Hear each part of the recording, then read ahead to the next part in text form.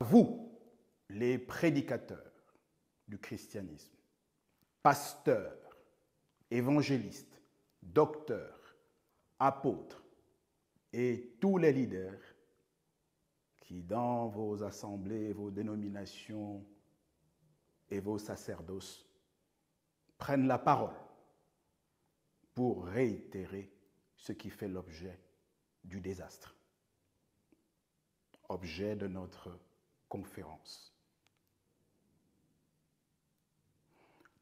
Puisque vous parcourez la terre entière pour infester l'humanité avec le mensonge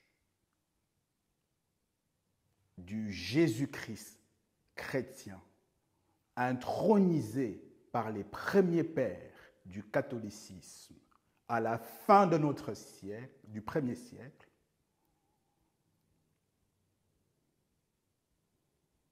aussi vrai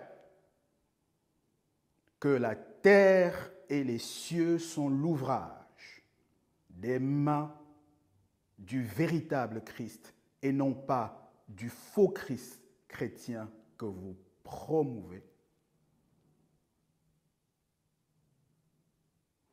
à moins que celui qui est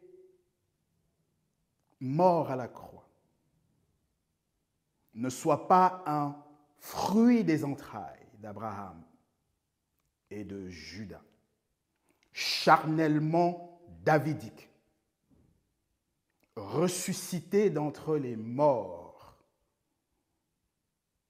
au terme de la croix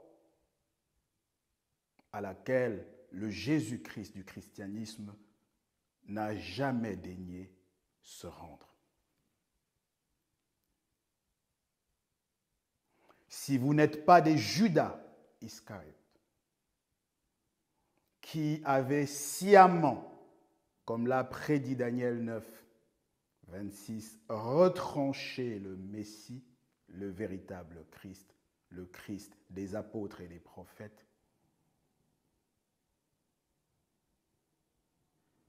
voici, je vous mets au défi, prédicateurs du christianisme, selon vos rangs.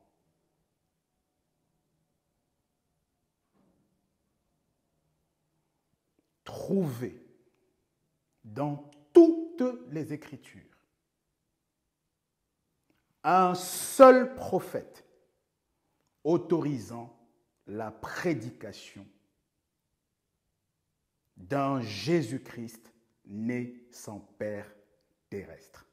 Un seul prophète. Cela devrait être une simple formalité, n'est-ce pas? Étant donné le nombre conséquent de prophètes que regorge la Bible.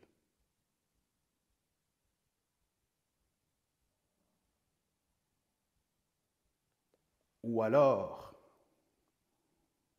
passez aux aveux, si vous ne pouviez pas trouver un prophète, un seul, je vous facilite les choses. Passez aux aveux, il est temps, et repentez-vous devant cette humanité que vous avez roulée dans la farine 19 siècles durant.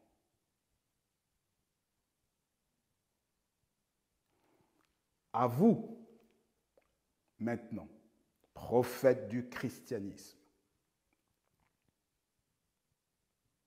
vous donc,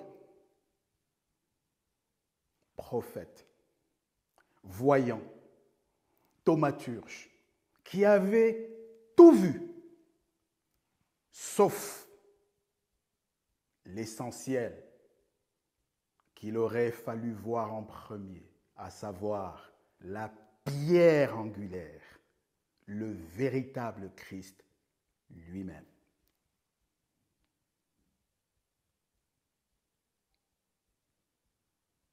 Aussi vrai que le Jésus-Christ du christianisme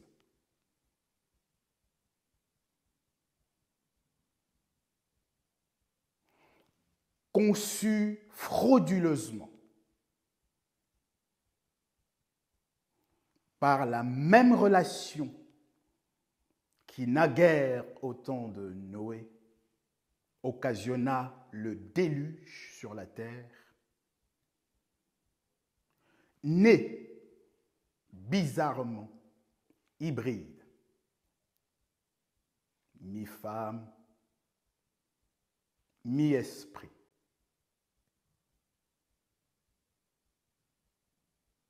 À moins que la Bible ne soit plus la parole de Dieu.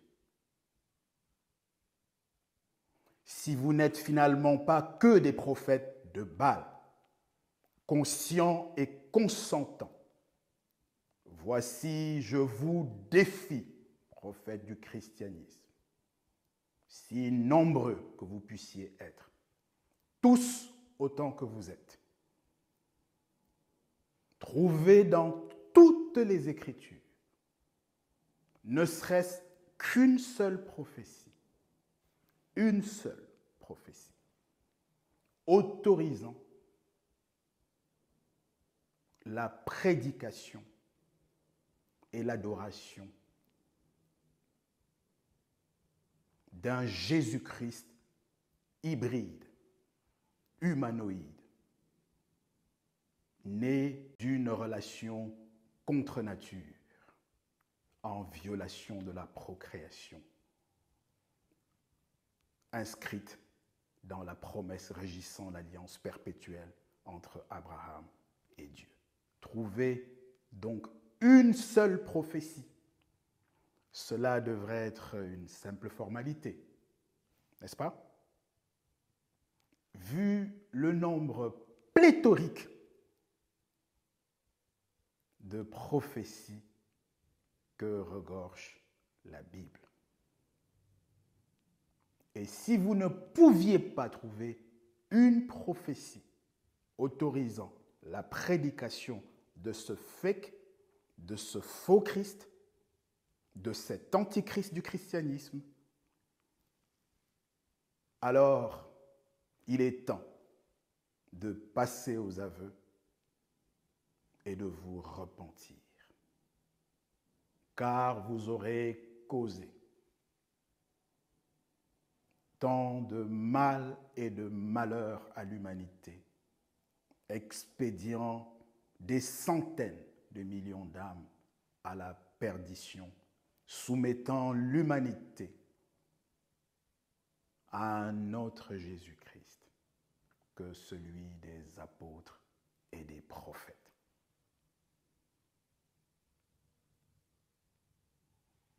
Quant à moi, distingués ministres chrétiens, mesdames, messieurs, à mon tour, je me plie bien volontiers et humblement à la discipline de cet exercice biblique qui ne peut faire de mal à personne, pour autant que nous aimions les Écritures et pour autant que nous considérons encore que la Bible, il est écrit, la parole de Dieu est la norme supérieure, suprême, et que ce qui est bibliquement établi ne peut simplement pas se discuter. Si nous avions au moins en partage ce dénominateur commun, alors je me plie et au premier challenge concernant les prédicateurs du christianisme et au second dédié spécifiquement aux prophètes du christianisme. Toutefois, je ne vous produirai pas un prophète, mais pas moins de 7. Je ne vous produirai pas, pour le second défi, une prophétie, mais bien plus que 17. Pourquoi perdre plus de temps? Allons-y. Et commençons symboliquement par le Père de la foi.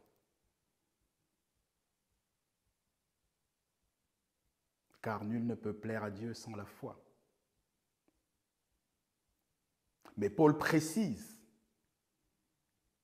que la foi vient certes de ce que l'on entend. Encore faut-il que ce que l'on entend vienne de la parole de Christ. Romains chapitre 6, verset. Encore faut-il que ce que l'on entend et qui génère la foi soit la parole. Il est écrit, avec lequel Jésus-Christ, le véritable, a vaincu Satan. Ce n'était point avec des miracles, ce n'était point avec quelques dons spirituels, ce n'était point avec quelques abus. Non, c'était simplement avec le il est écrit. Alors Abraham,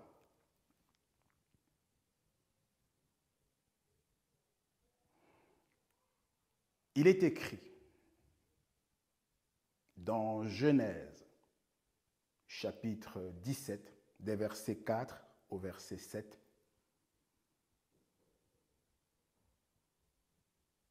Tu deviendras, verset 4, le père d'une multitude de nations.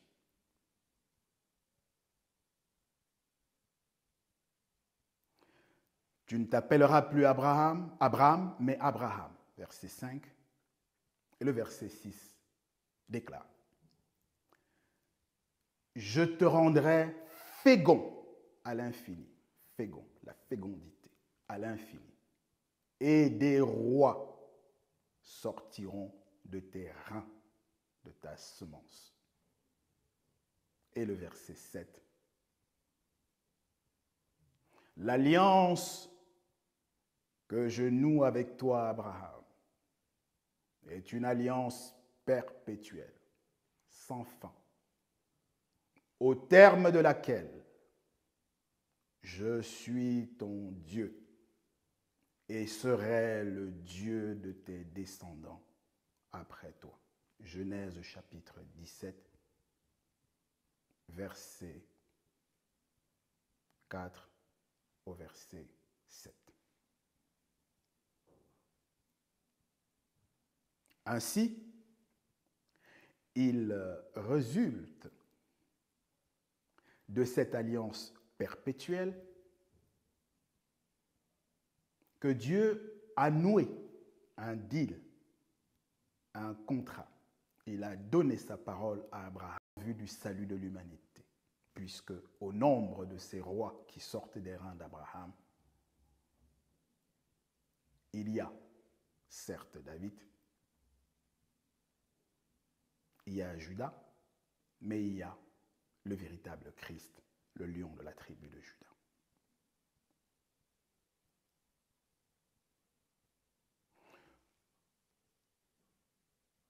Il est important de noter que la promesse régissant cette alliance perpétuelle incorpore, incruste, enchâsse et scelle le principe de la procréation, puisqu'il est question de fécondité, de reins, de semences, de descendance biologique, génétique. Il est question donc de chair et de sang. Cela est incorporé d'emblée, embarqué et scellé dans l'alliance qui régit l'alliance perpétuelle donc entre Dieu et Abraham, mais également l'alliance de laquelle dépend le salut de l'humanité. Et ceci est un fait notoire. Si Jésus